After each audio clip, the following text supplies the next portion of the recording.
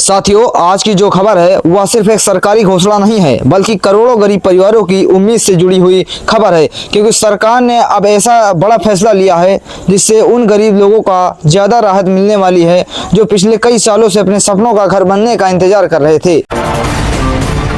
जी हाँ दोस्तों, आज हम बात कर रहे हैं प्रधानमंत्री आवास योजना की, और उस योजना को लेकर जो अंदर से सबसे बड़ी और सबसे ताज़ा खबर सामने आ रही है उसने लाखों परिवारों के चेहरे पर उम्मीद की रोशनी ला दी है।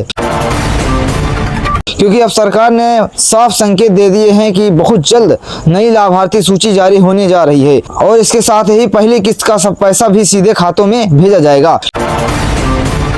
लेकिन दोस्तों, यहाँ सबसे जरूरी बात यह है कि इस बार नियम पहले से काफी ज्यादा सख्त कर दिए गए हैं। अब आपके मन में पहला सवाल यही आ रहा होगा कि अगर नियम सख्त हुए हैं तो क्या आपका नाम लिस्ट से बाहर तो नहीं हो जाएगा, और वह कौन सा काम है जो आपको तुरंत करना है। भाइयों, घबराने की बात नहीं है। जिन लोगों के पास सिर्फ मिट्टी का घर है और जो सच में गरीब हैं, उनका नाम कोई नहीं काट सकता। सरकार का संकल्प है देश के हर गरीब के सिर पर अपनी पक्की छत हो, उनका अपना पक्का घर हो। इसके लिए बजट में भी काफी प्रावधान किया गया है और बहुत जल्द हमारी गरीब माताओं बहनों को बैंक खातों में घर बनाने के पैसे सीधे ट्रांसफर होने जा रहे हैं।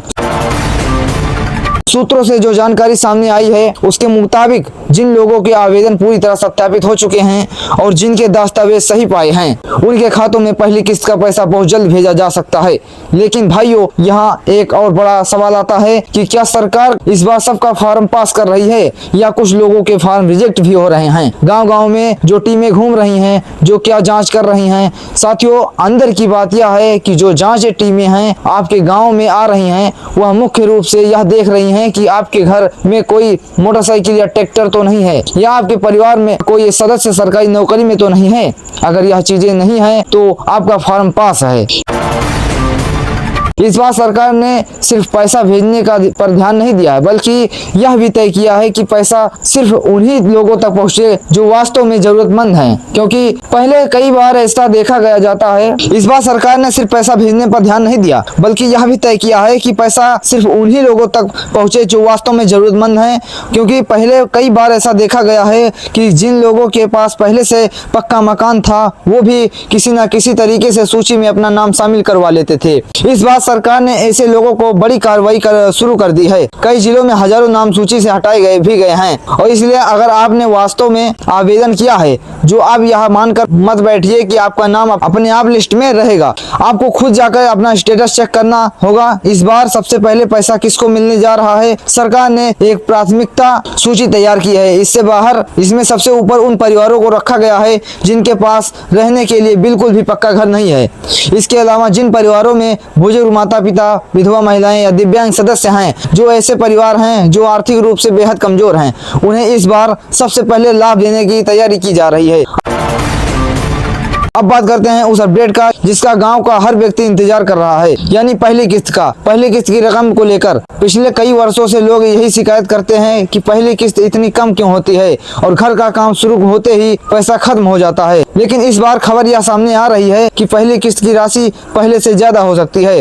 पहले जहाँ राशि मिलती थी उसे बढ़ाकर अब पहली बार में ही एक बड़ी रकम देने की बात चल रही है, ताकि आपका काम बीच में न रुके। यह पैसा आने वाले जुलाई के पहले सप्ताह में खातों में आना शुरू हो सकता है। और एक और बड़ी राहत की खबर यह है कि अब ई-केवाईसी और दस्तावेज सत्यापन की प्रक्रिया को काफी आसान बना दिया गया है। पहले हमारे गांव के काफी लोग बार बार सरकारी दफ्तरों के चक्कर लगाने पड़ते थे, लेकिन अब सरकार ने डिजिटल प्रक्रिया को तेज कर दिया है।